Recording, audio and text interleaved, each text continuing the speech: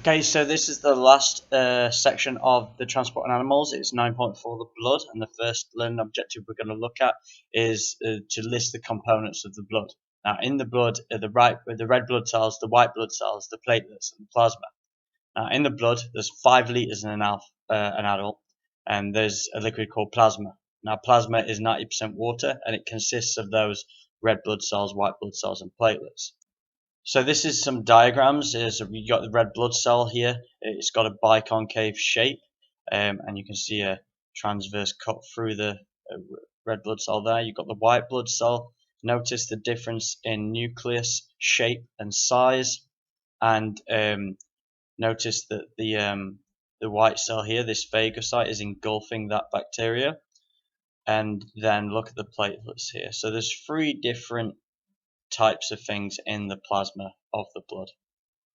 Okay, you'll also have to identify red blood cells and white blood cells on slides. So this is a slide, and you might need to label which ones are red blood cells and white blood cells. Red blood cells are smaller, and the white blood cell here, you can identify it because it has a lobe nucleus, and like this phagocyte here, which is a type of white blood cell, has a lobe nucleus.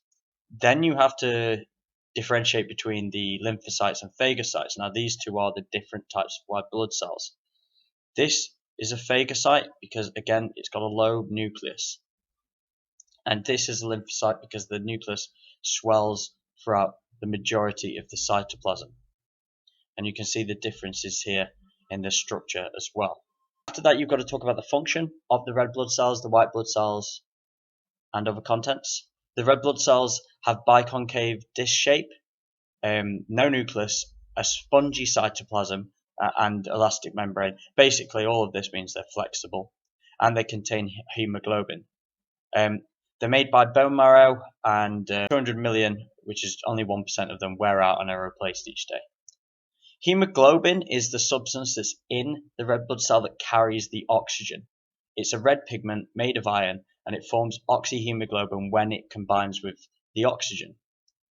Oxyhemoglobin is unstable though, so once it gets a chance, like near a respiring cell, where there's not a lot of oxygen knocking about, so a low concentration of oxygen, it will break up with the oxygen. The oxyhemoglobin will break down into hemoglobin and oxygen, and it will release that oxygen into the low concentration, and it will then be used by the cells for respiration.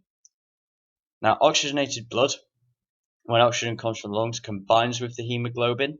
Hemoglobin is told to have a high affinity for oxygen, so it will combine with it where it can in the lungs, and then it forms the oxyhemoglobin. Red blood cells die, however, 4 months after being made. The hemoglobin changes to a yellow pigment called bilirubin, and it's secreted into the bile. Iron in hemoglobin is stored in the liver. This shows the function of the red blood cell and how oxygen is absorbed into the hemoglobin and how it is given out. Again, it depicts how the red blood cell goes from being deoxygenated to highly oxygenated. Remember, when there's a high concentration of oxygen, this will be near the lungs, so the red blood cell will absorb the oxygen, transfer it to the body cells where there's a low concentration of oxygen, so give the oxygen out. White blood cells are normally bigger than red blood cells, and there are different types, the lymphocytes and phagocytes, and they have nuclei. Red blood cells don't. They're made in the bone marrow, and some undergo maturation in lymph nodes, which basically means they're sent to the lymph nodes, and then that's where they fully develop. Lymph nodes, as well as the spleen and the thymus gland. White blood cells are involved in phagocytosis, which is by the phagocytes. Phagocytosis is just where the white blood cell will, the phagocyte, will engulf the bacteria, much like in this picture here.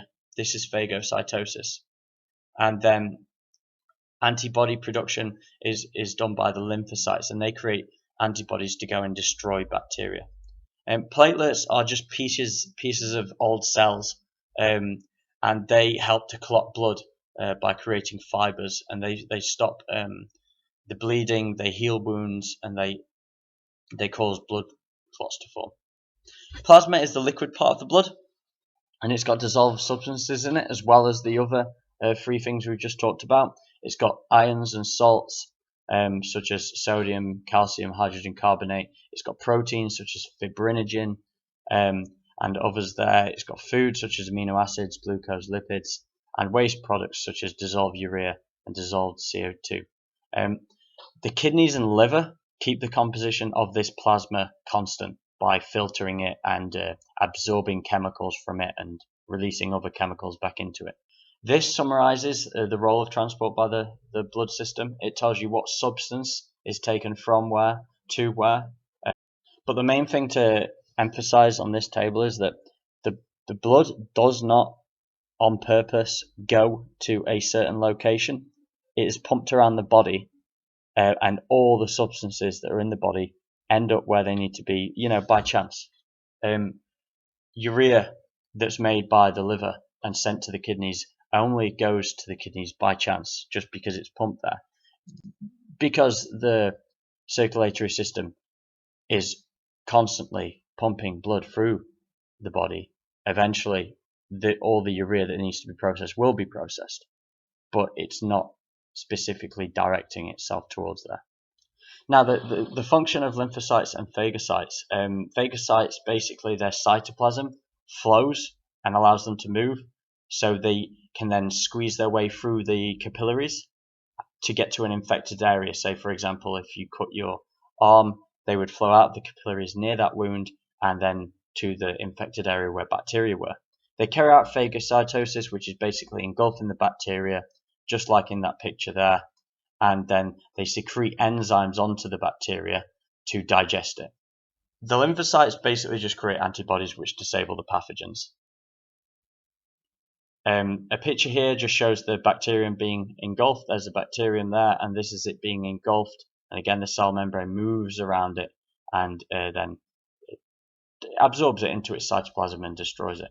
And this is a lymphocyte. You don't need to know this in detail for this section, but it just shows how it makes antibodies that are specific to this bacteria or virus or pathogen, and then they combine with them and make them inactive or destroy them.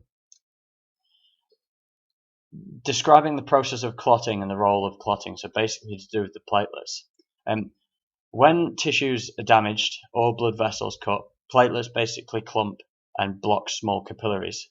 What platelets do is they take fibrinogen, which is in the plasma and it's a soluble plasma protein. They take it and they change it into an insoluble fibrin. What this fibrin does is it acts as a fiber to trap red blood cells. And that forms the clots. And this stops the bleeding and prevents entry of pathogens.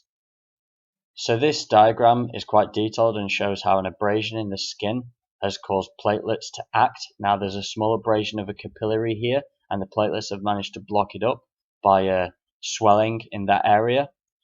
However, this capillary has been abrased quite heavily, so the platelets have used the fibrinogen in the plasma, that protein, turned it into fibrin, and they've formed fibers which have trapped the red blood cells that are leaking and formed a scab. This blocks the entry of bacteria, but if the bacteria make their way in somewhere else, the white blood cells are then escaping here through the capillary walls and engulfing them.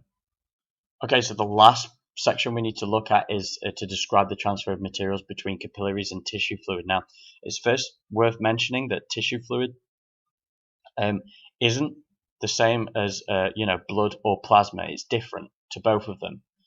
If fluid does escape from the capillaries, it's not blood or plasma, it is tissue fluid, and it's similar to plasma, but it's got a lot less protein in, and that's because proteins can't actually get out of the capillaries because they're too big.